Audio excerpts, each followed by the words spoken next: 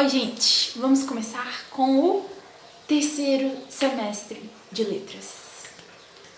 Tô muito animada. Gente, graças a Deus, o impossível aconteceu. Eu cheguei na metade. Então, a minha faculdade é letras e você deve estar se perguntando, mas não são 4 anos? Sim, geralmente são 4 anos, mas a minha são 3. E é licenciatura, não é bacharelado, então talvez também por causa disso. Apesar de que eu sei que tem cursos de licenciatura que são 4 anos. Mas enfim, a minha faculdade são 3 anos. Bom, só fazendo uma recapitulação, né? Faço letras português e inglês pela Universidade de Uberaba. Eu faço a modalidade EAD. Então, tem o polo aqui na minha cidade, né? Eu moro em Curvelo. E é isso. E, sério, tem muita coisa legal pra falar. Eu tava ali preparando, né, a colinha pra eu poder me guiar e tem muita coisa legal, muita coisa legal. O mais legal não é o relacionado à faculdade diretamente, o mais relacionado... O mais interessante são as coisas que vão acontecendo, assim, as coisas que eu descubro, enfim. E óbvio que o melhor fica pro final, né? Então, vamos lá, mas sério, tem muita coisa legal. Todos os links relacionados, úteis, prometidos, eles vão estar aqui embaixo no box de informações. Qualquer dúvida vocês podem me perguntar, partilhar sua experiência, se você é estudante de letras, ou não, ou é interessado, enfim, fica à vontade. Toda hora eu vou olhar pra lá porque a cola tá ali, né, como eu falei. E eu tenho pouco tempo pra gravar esse vídeo, com certeza ele vai ficar grande, eu não tenho dúvida. E é isso, provavelmente ele vai ser picado, mas tudo bem, deixa eu olhar o primeiro ponto. Ok, o primeiro que eu pus ali foi a respeito do horários de aulas ou de estudo, enfim. Como eu disse, eu faço a modalidade online, né, então sou eu quem faço o meu horário. Se você assistiu o último vídeo do meu segundo semestre, você vai ver que eu fui bem desorganizada naquele semestre em quesito de horários. Eu fiquei, enfim, amontoando uma semana em cima da outra, foi bem, assim, bem desorganizado. E isso comprometeu a qualidade, né, do meu estudo.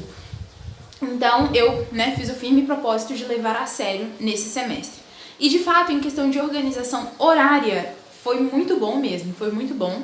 Mas em questão, uma coisa que eu fiz bem no outro semestre, que agora eu fiz pessimamente, foi no semestre passado eu fui mais dedicada, assim, em questão dos conteúdos, de assistir todas as videoaulas, enfim. Mas desse não foi bem assim. Mas enfim, eu vou falar pra vocês. Mas basicamente, o meu semestre, na minha faculdade pelo menos, não sei se é assim toda, mas enfim, né, não são, a gente fala semestre, mas não são 6 meses redondos, né, é bem menos. Na minha são cerca de 4 meses e meio. Então, vamos arredondar, né, então ali nos primeiros 2 meses, né, o primeiro bimestre, você estuda um grupo X de matérias e ali no outro bimestre, outro grupo Y de matérias. Então, nesse primeiro aglomerado, foram, se eu não me engano, 5 matérias. Quer ver? Deixa eu contar. Foi 1, 2, 3, 4, 5. 5 matérias. E geralmente são 4. Então, vamos dizer assim, esse semestre foram muitas matérias. Esse bimestre primeiro, né? E aí, nesse primeiro, então, eu estudava de segunda a sexta. Eu separava 1 hora. Geralmente eu faço até em menos tempo, mas isso também é uma dica. Eu deixo essa janela maior de tempo, por quê? Pra não ter aquele risco de eu me atrasei por causa disso, não deu tempo, hoje foi mais exigente, então eu deixo 1 hora pra eu poder conseguir fazer isso com calma e com presença. Então eu sugiro que você deixe uma janela também maior, por mais que em tese você possa gastar menos tempo. Se você terminar mais cedo, lucro, né? Você vai fazer aquilo que você quer, vai adiantar alguma coisa. E foi isso que eu fiz ao longo desse semestre todo e foi muito bom. Quero preservar isso para todos os outros semestres. E outra coisa que eu fazia também muito boa. Eu mudei um pouco dos meus hábitos de sono, enfim, horário. Então, por exemplo, antes, por muitos anos mesmo, assim, sei lá, eu devia estar fazendo isso já há uns 3, 4 anos. Eu sempre acordava, tipo, 5h50 da manhã, 6 horas. E recentemente, tipo, sei lá, uns 4 meses atrás talvez, eu passei a acordar às 7. Então a maior parte dos dias eu acordo às 7 da manhã, o que é uma diferença bem considerável aí de umas 2 horas a mais, né, de sono. E basicamente porque eu via que eu tava precisando de dormir mais mesmo. Isso também é uma coisa interessante de você avaliar na sua vida. Tem pessoas, por exemplo, eu sempre busquei dormir pelo menos 8 horas, considerando a minha idade também, né, a necessidade geralmente das pessoas dessa faixa.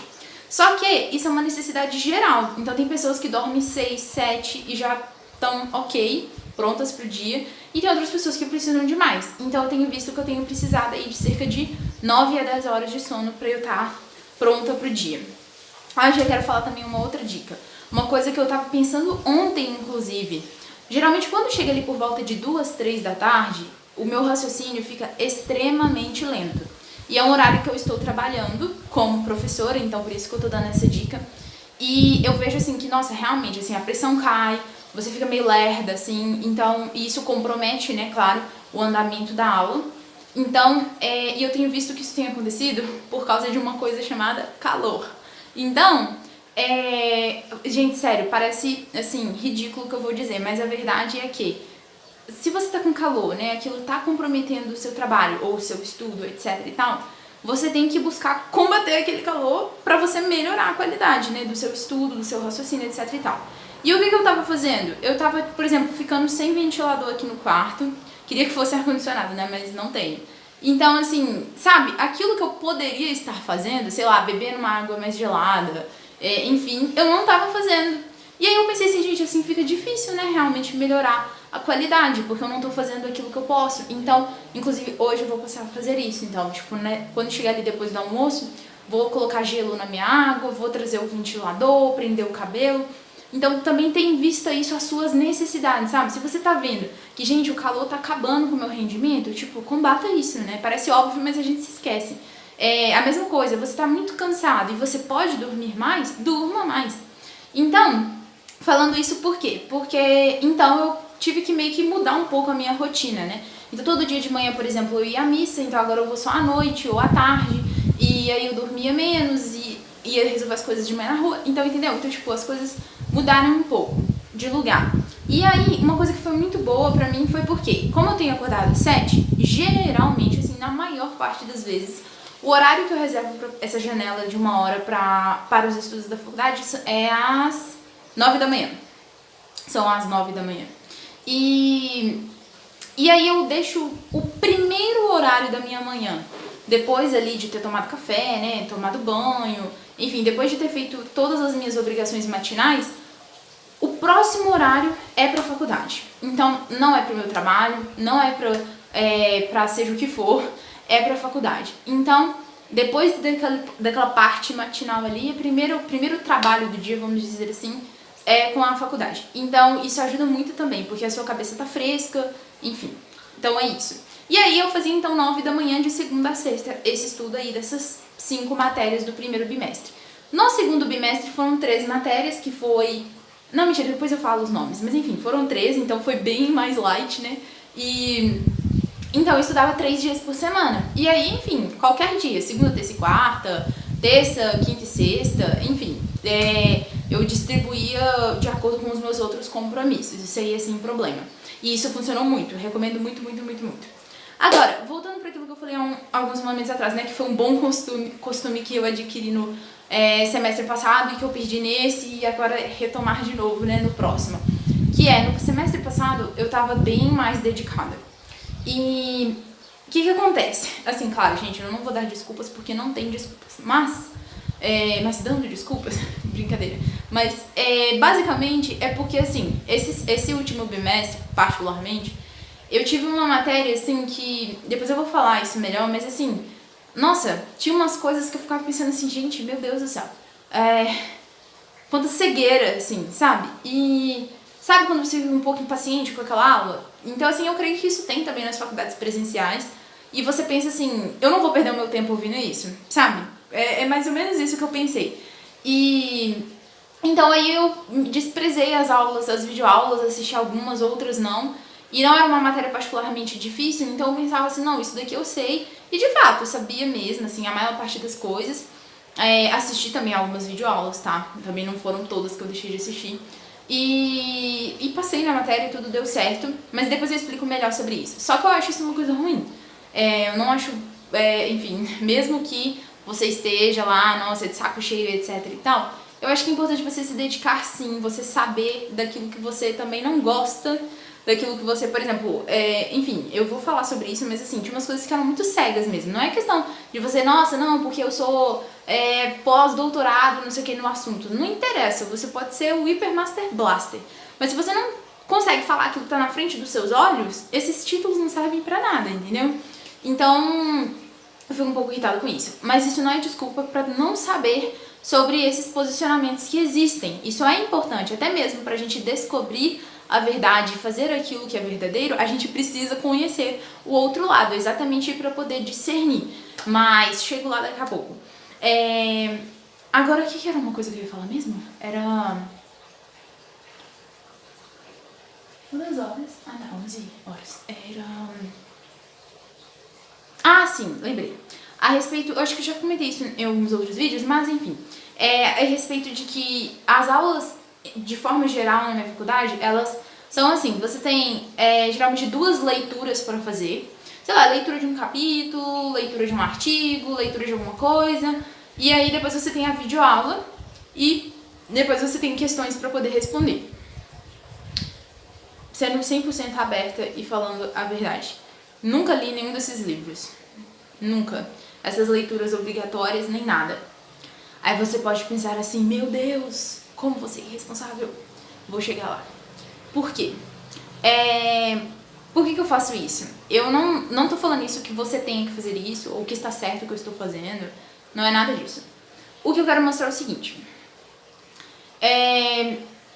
Uma coisa que eu valorizo muito, é você estar com os pés na realidade. Então, assim, sabe? Não ir tanto pro mundo das ideias, sabe? Ficar perdido lá no espaço sideral das ideias. Mas você pisar aqui na realidade, porque é aqui que a verdade se confirma. Então, assim, não adianta nada você ter ideias lindas, maravilhosas, incríveis, se elas não se confirmam na realidade. E se elas não se confirmam na realidade, é um bom motivo para você poder reconsiderá-las. Então, assim, e com isso, eu não estou querendo dizer, às vezes eu falando assim, você pode ter a impressão assim, você está falando sobre coisas que podem ser provadas materialmente, cientificamente, não estou falando sobre isso. Até porque existem realidades que são invisíveis, mas que são reais. Então, elas são reais e são verdadeiras. Eu não estou falando isso de visível, invisível, científico, né, científico, material e imaterial. Não estou fazendo essas distinções como se o visível e o material e o científico fosse o correto, o certo, é só esse e tal, e os outros não. Não é isso que eu tô falando. Mas, por quê? Então eu valorizo muito isso. Algum tempo atrás, eu tava até conversando isso com uma amiga minha. Ela educa os filhos em casa, enfim, tem vários filhos, então ela é um pouco assim, né, professora e um pouco administradora, assim, também das aulas que os filhos têm com outros tutores. E aí eu tava conversando com ela, assim, sobre os desafios, né, da educação domiciliar, etc e tal. Ela é uma dona de casa, então ela tem outras obrigações também. E aí ela falando comigo, basicamente assim, aí eu tava comentando com ela, né, calma. Ela tava comentando comigo das dificuldades intelectuais que ela tinha pra poder honrar esse compromisso, né, tipo de estudar, de se dedicar, o quanto isso era difícil, o quanto ela via que ela era carente nessa parte, né, de conhecimento mesmo, e para sustentar aquela decisão que ela e o marido haviam tomado. E aí eu falei com ela, falei assim, olha, é verdade que o conhecimento intelectual, né, o estudo de livros, cursos, etc e tal, é claro que tudo isso é fundamental. Eu não tô querendo dizer assim, seja um professor e não estude. Não, porque o professor precisa, né? Os alunos, eles bebem do professor. Então, assim, se você não está se alimentando, seus alunos também não vão se alimentar, porque eles bebem de você. Então, claro que eu não tô desprezando isso é sumamente importante e indispensável. No entanto, a coisa mais importante não é isso. A coisa mais importante não é você ter lido todos os livros de educação da sua biblioteca, da faculdade, é você saber sobre todos os autores modernos, pós-modernos, os autores antigos, não sei o que. O importante não é o palavreado. E eu digo mais, o importante não é nem mesmo os títulos, porque como eu disse, você pode ter um pós-doutorado, um PhD, e você pode falar a maior bobagem da vida. Então, assim, isso não é garantia de inteligência. Mas, se você é uma pessoa que, primeiramente, mais importante e indispensável, é uma pessoa que contempla e reflete, medita sobre a realidade, sério, você vai chegar lá, cara. você vai chegar lá. Então, falando exatamente isso com ela, falando assim, por mais que ela não tivesse tanto tempo, por mais que ela se sentisse em falta com a dedicação intelectual dela, que, repito, é importante, de nada adianta ela ter toda uma formação intelectual se ela não para olhar a realidade. Então, por exemplo, a gente tem muito isso, enfim, nos livros, nas coisas, e eu não estou dizendo que isso é uma coisa ruim, isso tem a sua importância. Nós vemos muito as metas ideais, né? Tipo assim, a idealização, por exemplo, que eu vou dar um exemplo de uma coisa que eu inclusive gosto muito, que são as 7 artes liberais. Nas 7 artes liberais, você tem ali um ponto ideal, né? Um ponto onde você deve chegar no conhecimento, um aluno ideal, com conhecimentos que você, né, teve ali, que você propôs. Então, essa é a meta, vamos dizer assim. Só que, inclusive, nossa, eu vou lembrando de várias coisas. Vou deixar aqui embaixo no box de informações. Se você ainda não conhece o Animus Loquendi, você tem que conhecer. É um podcast mensal, gratuito, no Twitter Space, no X Spaces, enfim, sobre educação clássica. E é feito pelo professor Rafael Falcon, que é, assim, enfim, o meu mestre, assim, eu já falei várias vezes sobre ele, e ele comenta exatamente isso. Eu não sei falar nas palavras dele, mas vou falar nas minhas, mas foi isso que ele falou no último Animus Loquendi. É exatamente isso, de que quando as artes liberais foram desenvolvidas na antiguidade, os desenvolvedores, né, eles não pensaram assim, não, todo mundo tem que chegar aqui, não, tem que ser assim, não, se não for assim não presta. Eles não pensavam isso. O que eles pensavam era numa baliza, num medidor, sabe? Num indicador de onde você tá, de onde você deve ir, o que você não sabe, o que você não sabe. Então, assim, de forma nenhuma eles estavam querendo que todas as pessoas, todos os homens, todos fossem daquele jeito e chegassem naquele nível. Não era isso. Então, quando você tem... Até perdi o meu ponto inicial. Mas então você tem esse ponto... você tem essa idealização, né? Então você tem... eu quero chegar a tal conhecimento, eu quero que meu aluno chegue a tal conhecimento, eu quero saber sobre isso na faculdade. Então você tem aquela meta.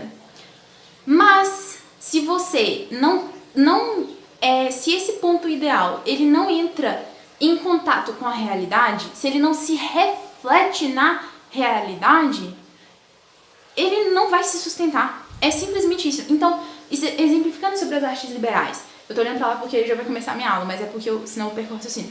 Então, mas ele não começou. Quando os antigos, eles pensavam isso, né, e não queriam forçar que todos os homens soubessem isso, etc e tal, era porque eles sabiam disso. Eles sabiam que não adiantava nada eles exigirem que todo mundo fosse assim, sendo que na realidade existiam homens e homens. Por exemplo, como você...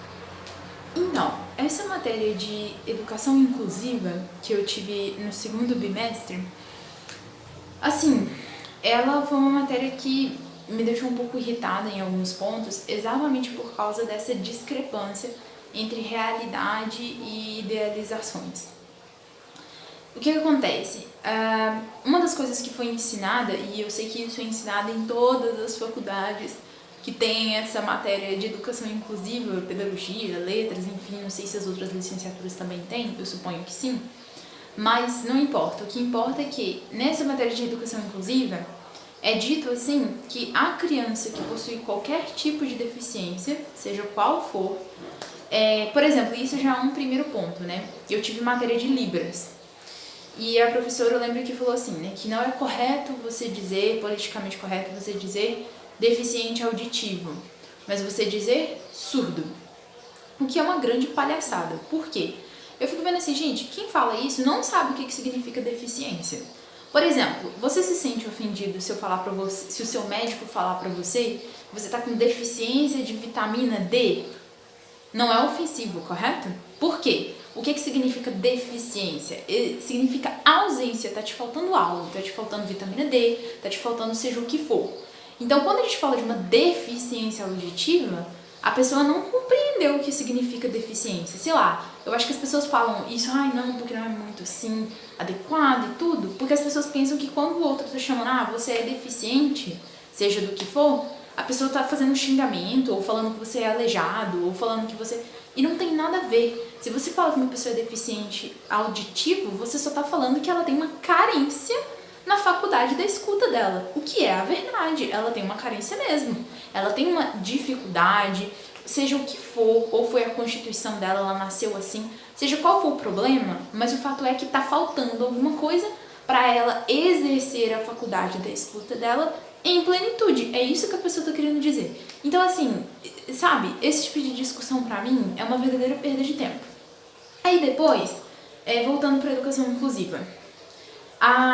Isso foi ensinado lá nas aulas, né? Que, por exemplo, uma criança com qualquer deficiência que seja, vou pegar, sei lá, pensa assim, um deficiente mental. Vamos colocar assim, qual que é a dificuldade mental que você quiser. Dependendo, claro, existem vários tipos de deficiência mental, mas, por exemplo, existem certos tipos de deficiências, distúrbios mentais que impossibilitam que aquela pessoa tenha o pleno exercício da sua razão. Então, nossa, eu realmente não estou conseguindo pensar em algum exemplo. Por exemplo, assim, eu consigo pensar nas pessoas, mas eu não sei dizer qual que é a deficiência. Enfim, mas uma pessoa que tem uma deficiência que a impede de inteligir, de raciocinar, de exercer as ações que ela quer voluntariamente, se ela não consegue exercer a razão dela, como é que você quer que essa pessoa estude numa classe regular e aprenda? Não tem como. Isso é simplesmente impossível. Então, não é porque, não, é porque a gente não quer, não, é porque as pessoas são preconceituosas, não é nada disso, é porque não tem como mesmo. Então, por isso que eu retomo aquela coisa da realidade. Então, por exemplo, aí, talvez vocês vão se lembrar disso ou vão me falar isso, né? Que, por exemplo, não, Maria Clara, mas essas pessoas que têm deficiência, elas participam das classes regulares. Pra quem não sabe, classes regulares é a nossa turma normal, vamos dizer assim. É a turma que a gente estuda na escola, é a classe regular. Pronto. E aí, não, Maria Clara, mas essa pessoa, ela vai ter as aulas na classe regular, mas depois ela tem um apoio pedagógico, porque, né, ela tem especificidades de aprendizado, etc e tal, não. Ok. Vamos lá. A primeira coisa que eu fico vendo é, essa criança que tá participando ali da classe regular, ela tá lá então para quê?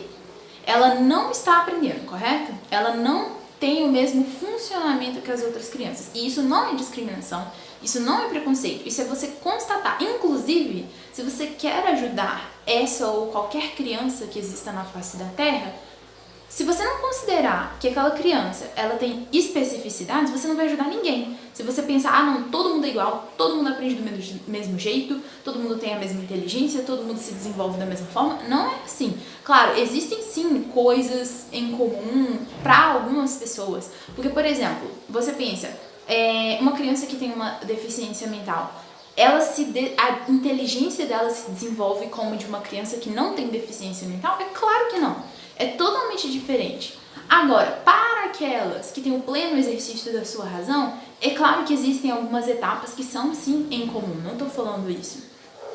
Agora você vê essa criança que tem essa deficiência mental, não tem o pleno exercício da sua razão, e ela está numa classe regular de crianças que não possuem deficiência mental nenhuma. São crianças saudáveis, têm o pleno exercício da sua razão. O que é que essa criança deficiente vai tirar de lucro daquela turma? Sendo que ela não consegue, ela simplesmente não consegue fazer aquilo. Você entende? E eu tô falando isso não é com base também só em teorias, não. Eu tô falando isso porque eu já estudei em escola pública e eu já tive 2 colegas com deficiência mental durante esse intervalo todo de tempo. Então, do meu maternal até o meu 5º ano, do Fundamental 1, eu tive um aluno no 5º ano e outro eu não me recordo, acho que era no 3º ano, talvez, algo assim, no Fundamental 1. Esse, por exemplo, esse primeiro colega que estudou, assim, todos os alunos compreendiam que ele era deficiente, nenhum dos alunos maltratava ele, todo mundo respeitava ele, a professora, tudo. Mas assim, de verdade, ele não aprendeu nada. Não aprendeu nada e não tinha como ele aprender nada. Por quê? Porque a deficiência que ele tinha impedia ele de inteligir as coisas. Então, literalmente, a única coisa que ele fazia na sala era participar da nossa companhia, ter a nossa presença. E, inclusive, isso é dito nas aulas de educação inclusiva, dessa importância da socialização, de não deixar os deficientes de lado, ignorados. E sim, com certeza, isso é muito bom. Eles têm o direito e é até saudável que eles tenham convívio com todos os tipos de pessoa. Não tem porquê, ele é deficiente, deixa ele lá trancado no quarto. Não, claro que não tem problema nenhum isso acontecer. Agora, você entende, eu não tô falando sobre esse quesito da socialização, eu tô falando sobre o quesito do estudo. Essa criança não vai aprender nada. E caso ela tenha alguma chance de aprender, às vezes ela não vai conseguir por exemplo, vamos supor, é uma suposição. Vamos supor que essa criança não consiga sequer ser alfabetizada por causa dessa impossibilidade mental. Tudo bem, ela não vai aprender, ela não vai conseguir ser alfabetizada, mas existem outras coisas que ela pode aprender. Ela pode aprender a manipular os materiais, enfim, ela pode aprender outras coisas mais sensoriais com o tempo. E isso sim vai ser feito como? Numa classe regular, onde as outras crianças não têm deficiência mental. É claro que essa criança não vai aprender isso lá. Ela vai aprender isso com uma outra professora, em um outro ambiente que essa professora possa dar uma assistência especializada. Entende? Então, assim, só que isso não é ensinado na faculdade. O que falam pra vocês é que não, né? Que ela vai ficar lá na classe regular e que tem que ser como se fosse assim, o milagre vai acontecer e ela de repente vai ter o exercício da razão dela de novo. Novamente, estou dando um exemplo aqui de uma pessoa com um distúrbio mental e que impossibilite o exercício da razão. Nem todas as deficiências são assim. Não, as deficiências não consistem apenas em deficiências mentais. Claro que existem outros tipos. Mas só estou exemplificando. O que eu estou querendo mostrar com isso dessa matéria? Uma pessoa que fala isso tá só no mundo das ideias. Só lá na cabeça dela é que uma criança aprende dessa forma. Porque na realidade não aprende. Na realidade uma professora não consegue fazer isso em classe regular. Então assim, de que adianta você ficar com esse discurso todo floreado, todo lindo, todo incrível, todo cheio de floreado de respeito, de não sei o que, quando na verdade não é nada disso. Eles falam que estão respeitando a criança, estão incluindo a criança, estão fazendo seja o que for, mas na verdade não, essa criança, justamente porque ela está nessa situação, ela está sendo excluída do aprendizado. Você está tirando todas as possibilidades mínimas que ela tinha de ter um desenvolvimento. Então assim, é por isso que eu falei com vocês que eu não assisti todas as aulas dessa matéria. Porque assim, não dá pra acreditar, de verdade. Eu fico pensando assim, gente, essa pessoa, ela nunca conheceu uma criança com deficiência na vida dela. Ou se ela conheceu, ela não ligou para aquilo, ela ignorou. Ignorou o que estava diante dos olhos dela. Então, entende? Por isso eu vou voltar a repetir o que eu disse. Os livros são importantes, conhecer os dois lados é importante, fazer cursos é importante. Sim, tudo isso é válido e importante.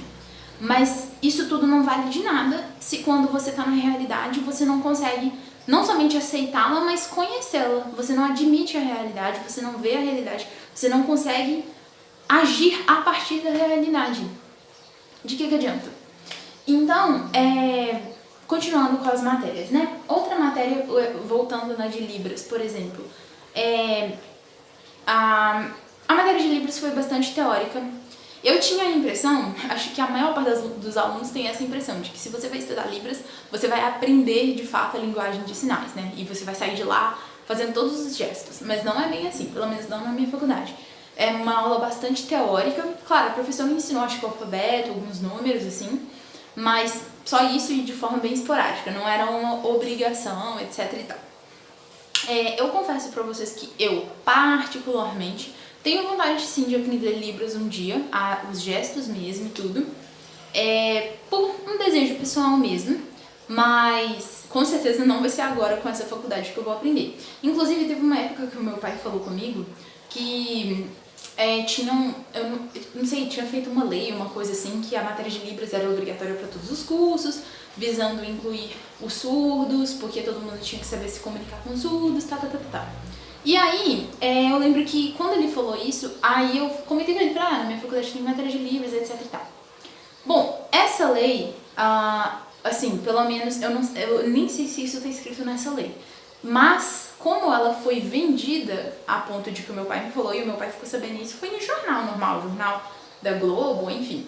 A ideia que foi vendida, pelo menos, e que o meu pai me transmitiu, foi que todos tinham que sair do curso superior utilizando fluentemente, vamos dizer assim, a linguagem dos sinais. Então, a língua brasileira de sinais. E eu fico pensando comigo, assim, bem, se essa era a intenção, bom, essa matéria com certeza não dá isso. E eu não tô falando isso, não é tipo, nossa, xingando a faculdade, professor, etc e tal. Não, não é isso. O curso, quando você aprende Libras, é como se fosse um curso de idiomas mesmo. Então exige uma dedicação que você tem para aprender um idioma, que você não aprende em uma semana, em um mês. Você tem que se dedicar por X tempo que seja. Cada pessoa tem um tempo para aprender. Então, entende? Eu fico vendo assim, meu Deus, fazem uma lei dessa, mas tipo, de que adianta você fazer a lei se você não tem os meios, seja o que for, pra poder efetuá-la decentemente, sabe? Tipo, é só pra decoração mesmo. E então, por isso que eu tô falando, eu tenho esse desejo particular de aprender, não é porque é lei, não é porque me obrigaram, é porque eu tenho esse interesse mesmo. Espero que eu possa aprender em breve. Eu sei que tem Nossa, agora eu vou esquecer o nome. Poxa vida, eu esqueci. Mas é o primeiro instituto para surdos aqui no Brasil. Eu sei que ele fica no Rio de Janeiro, eu esqueci o nome. Mas é Instituto Nacional de alguma coisa assim. E ele fornece esse curso de Libras e tudo. Então, assim, eu acho que deve ser bastante interessante, algo proveitoso. Mas basicamente a matéria foi assim. Depois, a respeito de... eu faço assim, que eu até gostei bastante dessa matéria de Libras, no sentido assim, de que a professora trouxe alguns materiais que mostraram muito assim, como que é você degustar um pouco do que é estar na pele de um surdo. Então eu acho isso bastante interessante, na verdade, de verdade, eu acho isso uma coisa muito válida. Eu tava vendo ontem, ouvindo um podcast, e das pessoas que estavam ali sendo entrevistadas falou a respeito assim, de que ele só foi sentir na pele o que é ser um cadeirante lá na cidade dele, ele mora em Recife. Ele falou assim que ele só foi sentir isso quando ele quebrou o joelho e ele tinha que andar de cadeira de rodas, e aí que ele foi ver o quanto que eram precárias assim as condições de locomoção para um cadeirante. Então, esse tipo de coisa, eu acho isso interessante. Não pra você poder ficar lá se condoendo, né? Tipo, ai, nossa, que dó, que dó, que dó. Não é por causa disso. É porque pra você poder ajudar essas pessoas, isso só vai ter efeito se você degustar um pouco, ainda que imaginativamente, isso na sua pele. Então, por exemplo, você só vai ter o ímpeto de querer ajudar um cadeirante, por exemplo, de empurrar a cadeira de rodas, se você consegue degustar um pouco, ainda que imaginativamente, do que é você ser um cadeirante. Então eu tive um pouco essa degustação, assim, das dificuldades dos surdos. Então, novamente, né, uma degustação imaginativa. E eu acho isso muito válido. Próxima matéria, Fundamentos da Educação. Tô tentando lembrar. Lembrei. Essa foi desse último bimestre. Fundamentos da Educação, assim, é autoexplicativa. Foi basicamente mesmo assim, pilares da educação. Então, assim, teve estudos de alguns materiais do Paulo Freire, da Marilena Chauí, que são pessoas que eu já esperava que iam aparecer mesmo. Alguns estudos no sentido, assim, de o que é ética, o que é cidadania. Assim, isso é uma coisa muito interessante. Nessa matéria também, o professor falou uma coisa sobre... Como é que fala? Sobre, tipo, dinâmica de sala de aula. Tipo assim, como que deve funcionar uma sala de aula, no sentido assim, o que seria uma sala de aula saudável. Ele não falou isso, só tô trocando em miúdos, né? Tipo isso que ele quis dizer. E aí ele falando, né, tipo, por exemplo, isso também é outra coisa que eu não gosto. Gente, sério, eu não entendo porque as pessoas fazem isso, né? Ficam fazendo, tipo, contrapontos. Contrapontos no sentido ruim. Tipo assim, por exemplo, esse professor, ele claramente não acha uma boa você se inspirar ou, enfim, se basear na educação tradicional. E aí já falam tradicional como se fosse uma coisa péssima, né? E aí o bom mesmo é a educação moderna e contemporânea. Olha, tem coisas boas na educação tradicional? Sim. Tem coisas ruins? Sim. Tem coisas boas na educação moderna? Sim. Tem coisas ruins? Sim. Então eu quero dizer assim, pra que você ficar, sabe, crucificando um e salvando o outro? Não é assim que as coisas são. Então é por isso que eu falo, sabe? É importante você saber os dois lados e saber pegar o que existe de bom nos dois. Então, por exemplo, uma coisa que ele fala lá, por exemplo, que nossa, que tal, que essa coisa da hierarquia, né, é terrível, de ter o professor no topo, o aluno embaixo, e o aluno é o ignorante, e o professor sabe tudo. Eu fico pensando assim, novamente, a mesma coisa do não poder chamar a pessoa de deficiente auditivo. Essa pessoa que fala isso, que o professor não pode ser o maior, não pode ser o melhor, que não existe isso, que professor e aluno estão no mesmo lado, etc e tal, uma pessoa que se sente incomodada por essa visão da hierarquia, é uma pessoa também que nunca parou para pensar sobre isso. É uma pessoa que se incomoda sensorialmente, porque ela não parou para refletir o que é essa hierarquia, o que ela significa. Porque eu fico pensando assim, bom, se o professor e o aluno, eles são iguais e eles estão no mesmo lado e não tem diferença nenhuma entre eles, então para que esse aluno precisa de um professor? Porque o professor não é aquele que sabe mais que o aluno, o professor não é aquele que sabe tudo, mas o professor sabe mais e tem que saber mais. Se ele não souber mais, o que é que ele está fazendo lá? Como é que ele vai ajudar esse aluno se ele não sabe mais? E isso é em tudo na vida. Eu fico pensando, por exemplo, uma criança pequena, de 7 anos. O pai e a mãe dela sabem mais do que ela. Tem que saber. Se eles souberem a mesma coisa de uma criança de 7 anos, os dois vão se ferrar. Então, assim, qual o problema dessa visão da hierarquia? Qual que é, sabe? E aí criam aquela como que a gente fala? Histeria por causa daquilo. Ai, não, isso é um absurdo, etc e tal. Sabe? Sério, de novo é aquela situação. Não pisam na realidade. Tipo, você não tá parando pra ver a realidade. Você tá gostando de ficar dentro da sua cabeça com esses sonhos floreados, mas você não está interessado no problema real. E essas pessoas, elas não conseguem ajudar. Porque as pessoas, elas são reais. Então, assim, se você tem um problema real na sua frente, que eu tava falando do deficiente, se você fica presa nesse mundo seu das ideias, que não tem conexão com a realidade, você não vai conseguir ajudar esse aluno. Você não vai conseguir. Por quê? Você vai estar querendo aquele aluno dos seus pensamentos, mas você não tem esse aluno. Você tem um aluno real. Você não tem esse aluno do mundo das ideias e que não quer descer para a realidade. Beleza. Então foi assim, foi uma matéria cheia também de ideias floreadas e bonitinhas e fofas, mas que também não fazem diferença nenhuma na vida real. Próximo ponto. Próxima matéria, morfologia da língua portuguesa. Essa matéria era uma das que eu tava também bem ansiosa, porque são matérias mais gramaticais, né? E estudamos as classes de palavras, né? Era o que eu já esperava, assim.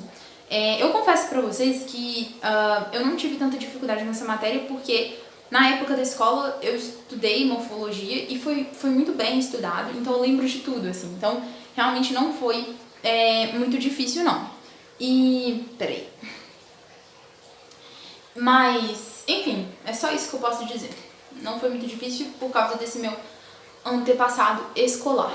Agora, o que eu posso dizer é o seguinte. Eu acho que, já que o ensino universitário serve para aprofundar, por exemplo, uma matéria de morfologia é uma grande oportunidade para você se aprofundar nos princípios de funcionamento das classes de palavra. Por exemplo, geralmente ensinam assim que os substantivos eles são aqueles que indicam emoções, nomes, seres, enfim. Tipo, põe as categorias, né? O substantivo é isso aqui, pá. Aí o que acontece não vou nem falar com o aluno, com você mesmo, estudante na vida real.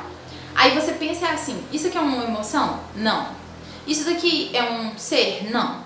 Isso daqui é isso? Não. Isso daqui é isso? Não. Ah, então não é um substantivo. Mas pode ser um substantivo. Então, assim... quer ver? Vou dar um exemplo prático.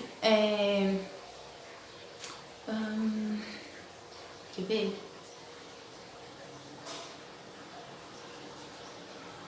O porquê.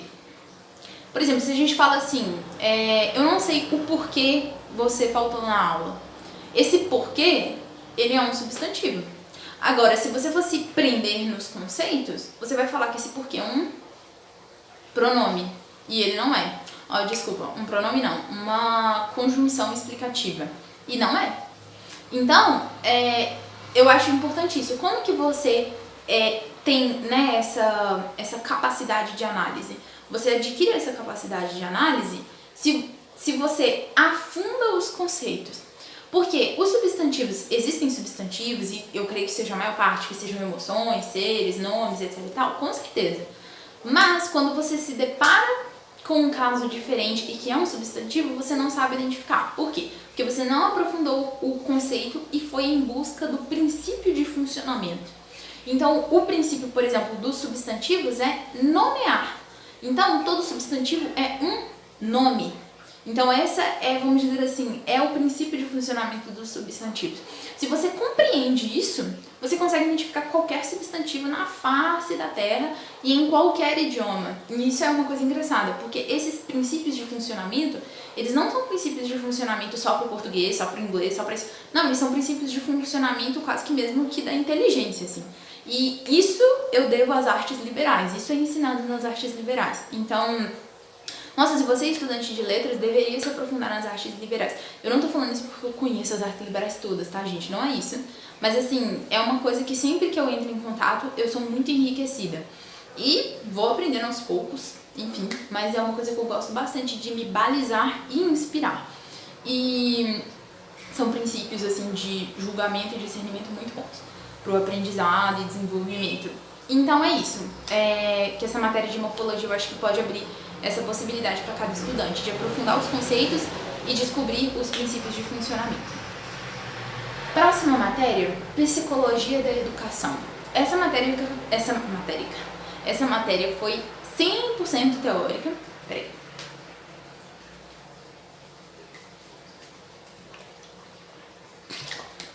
E a professora que ministrou essa matéria, ela basicamente deu ali realmente os pontos de vista dos pensadores relacionados. Então, por exemplo, o que Chomsky pensava, o que Vygotsky pensava, o que tal pessoa pensava. Então, é tipo um resumo da visão de cada pensador mais relevante no mundo da educação, vamos dizer assim. E foi isso, então. Literalmente foi isso. Foi tipo slide, olhando isso, etc e tal.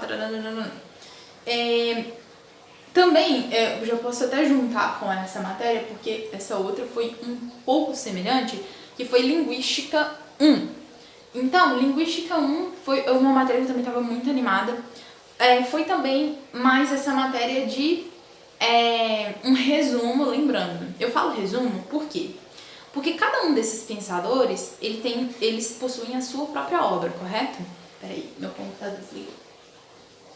Cada um deles tem a sua obra-prima. Então, nós não entramos em contato com essas obras-primas. Na verdade, desculpa, vou até fazer essa ressalva. Talvez os professores lá tenham até deixado o link pro livro, eles fazem isso assim.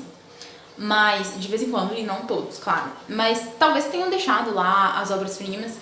Por exemplo, a de Linguística eu me lembro que deixou sim, que inclusive eu salvei no meu computador. Por exemplo, o curso de Linguística Geral do Saussure, que é bem famoso, então tipo, é o livro integral mesmo do autor, que o professor disponibilizou pra gente poder ler, pra gente poder aprofundar, etc e tal. Então, faço essa ressalva. Só que, cara, é impossível. É impossível, não dá pra ler a obra-prima de todos os autores. E assim, sério, eu tô falando isso, não é culpando dos professores, sabe? Tipo, você fez isso, etc e tal. Não é isso que eu tô falando. Mas eu quero dizer assim, o melhor a se fazer é realmente isso. É você pegar o livro, a obra-prima, ler, e as aulas são tipo em cima daquilo, né? Em cima daquele contato cara a cara quase com o responsável daquelas ideias, através das suas obras. Só que é claro que isso não é sustentável, porque pensem, por exemplo, no meu caso, eu tive um bimestre, são 2 meses, para você poder explorar uma multidão de pensadores que são relevantes naquela área. 2 meses você consegue ler essa multidão de livros? Com certeza deve ter algum abençoado aí que consiga, mas não é a maior parte das pessoas, definitivamente. Não é a maior parte dos alunos, não é a maior parte dos professores, etc e tal. Então isso é insustentável. Aí aqui eu vou entrar no pitaco mesmo. O que acontece? Eu fico observando isso, eu fico pensando assim, gente, fica parecendo que realmente é melhor você estudar bem estudado do que você ter ideias vagas de uma multidão. Entende? Porque, como eu disse pra vocês, a gente não entra em contato com a obra-prima, nós entramos em contato com um resumo que foi feito talvez pelo professor, nem sei se é, ou se é um material que eles têm, e é passado pra você aquela coisa ali de segunda mão, vamos dizer assim. Então você tá vendo a leitura de uma pessoa, o que em si não é o problema. se você soubesse a primeira visão, se você bebesse a água da fonte primeiro, né? Quando você bebe a água da fonte primeiro, depois você pode sim discutir, ver outras opiniões, mas se o seu estudo são as opiniões, entende?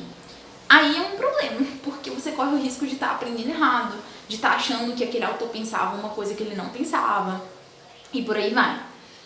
Enfim, né, o ensino universitário era pra ser isso mesmo, mas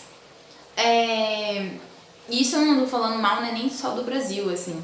Eu creio que muitos outros países devem passar por esse mesmo processo que a gente, por mais que provavelmente não sejam todos. Mas enfim. Então, essa matéria de Fundamentos da Educação e Linguística foi mais ou menos isso, sabe? Então a gente viu, por exemplo, sei lá, conceitos da gramática gerativa, gramática, essa do Saussure, que eu esqueci qual que é o nome dele, não é integrativa, eu esqueci, tem o nome do conceito, me esqueci a palavra.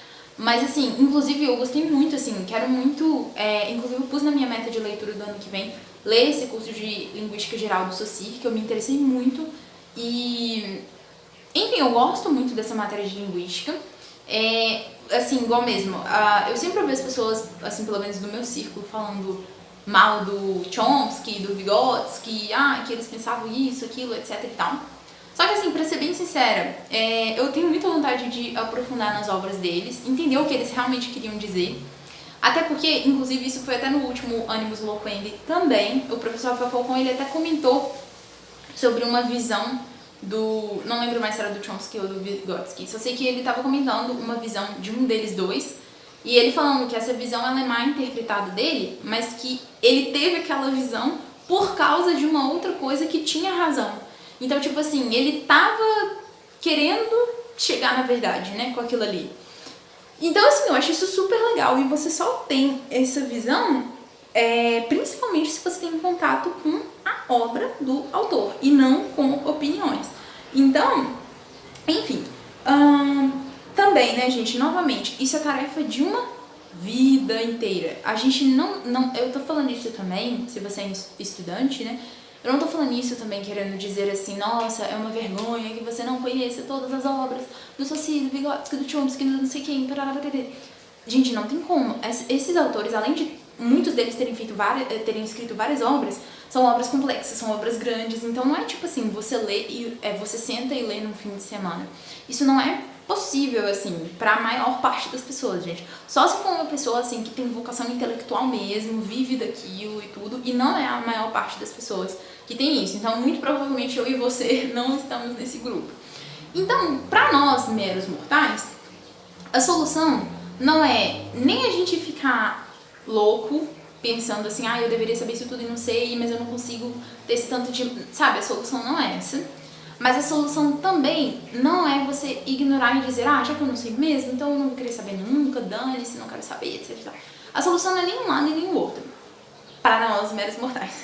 Para nós que não temos vocação à vida intelectual, a solução é fazer disso o plano de uma vida. E devagar se vai longe. Então, assim, é não parar de andar, é não parar de estudar. Olha, só para exemplificar para vocês. Vocês devem ter lembrado disso do último livro. Eu tô até hoje lendo esse bendito livro e ele é o primeiro. Isso daqui é uma coleção, quase uma fortuna artística mesmo, do Henri Marcou, que foi um educador, ele é francês, com certeza pelo nome dele, mas eu não sei se ele morou aqui no Brasil, educou aqui no Brasil, não sei. Mas esse livro é uma coleção que ele fez da história da educação desde a antiguidade aos tempos modernos. E todos os livros são dessa grossura pra mais. Esse livro, sei lá, deve ter umas 500 páginas. Eu tô na página, gente, sério. Tô na página 146, graças a Deus. E o que eu leio desse livro são 10 minutos no sábado e 10 minutos no domingo. Ou seja, eu leio 20 minutos por semana se eu não viajo, porque quando eu viajo eu não estudo, e se eu não cometo a infidelidade de não estudar por preguiça, porque eu também sou humana e tenho dificuldades. Então, assim, sendo bem sincera, a maior parte do tempo eu sou fiel, mas tem dias que eu não sou, tem dias que eu viajo. Então, assim, sabe, se você for juntar os minutos que eu li esse livro, de verdade eles são muito poucos. E eu tô falando isso com tristeza? Não necessariamente, pelas minhas fraquezas sim, mas Enfim, a solução, gente, não é chorar, não é desistir. A solução é recomeçar. Eu sempre lembro isso, sabe? Recomeçar. Agora eu começo. Agora eu começo, agora eu começo, agora eu começo. E começar, sabe? E esquecer o que passou. Segue em frente, tá? Faz um novo propósito, segue em frente. Então, assim, eu não sei se eu vou terminar esse livro ano que vem. Eu não sei se eu vou terminar esse livro em 2025. Eu não sei se eu vou me formar e ainda estar lendo esse livro. Mas o que eu posso garantir pra vocês é que eu não vou parar de ler esse livro. Ou seja, um dia eu vou terminar. E quando eu terminar eu vou pro segundo. E depois eu vou pro terceiro. E se eu terminar essa coleção e eu tiver 45 anos, tudo bem. Por quê? Porque eu não parei, eu não desisti, eu fui mantendo o passo, eu fui caindo, eu fui levantando. Então isso é o mais importante para todos nós que não temos vocação à vida intelectual. Então, é você continuar, sabe? Fazer pequenos propósitos e ir seguindo e fazendo.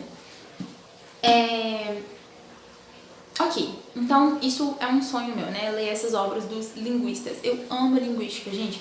Tudo o que eu queria na vida era poder fazer um curso de linguística numa boa faculdade. Infelizmente aqui no Brasil não tem. Aqui no Brasil é isso que eu falei com vocês, é estudar visões de autores, opiniões, etc e tal. Mas, por exemplo, eu não sei se eu já comentei por aqui, mas eu sou uma grande fã da vida do Tolkien, mas basicamente ele estudou na época em Oxford, né? E assim, na época que Oxford era realmente Oxford. Então, sabe, eu queria, tipo, voltar no tempo e ir pra lá estudar. Mas não dá. Então, a gente faz aquilo que dá.